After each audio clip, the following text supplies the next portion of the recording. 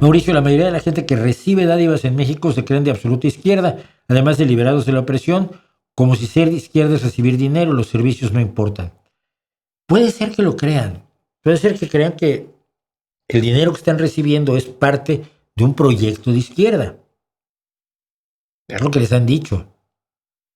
La gente cuando no está informada repite aquello que oyó, lo único que oyó. Si le repites durante 7 años lo mismo y no oye otra cosa, porque no hay la suficiente libertad de expresión para que llegues a donde llegan las fuerzas de propaganda de los servidores de la nación de Morena, la gente va a repetir eso.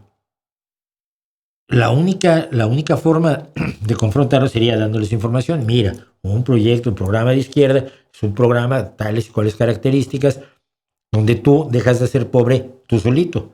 No tú solito, pero tú puedes mantenerte fuera de la pobreza sin necesidad de dádivas del gobierno. Las dádivas tienen que ser excepcionales y sometidas a una casuística en determinados momentos, bajo determinadas circunstancias, son indispensables.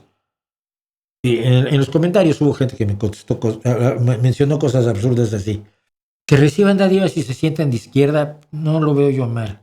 Lo que me parece muy mal es que gente que combatió las dádivas del PRI hoy me diga que las dádivas de Morena son de izquierda. Obviamente hay gente que no tiene recurso alguno, que tiene 80 años, bueno, claro que le das un apoyo económico, ni siquiera es forzosamente un apoyo económico, ni siquiera, es decir, los apoyos económicos se pueden dar, pero no pueden ser el eje de la política social de nadie que se llame de izquierda,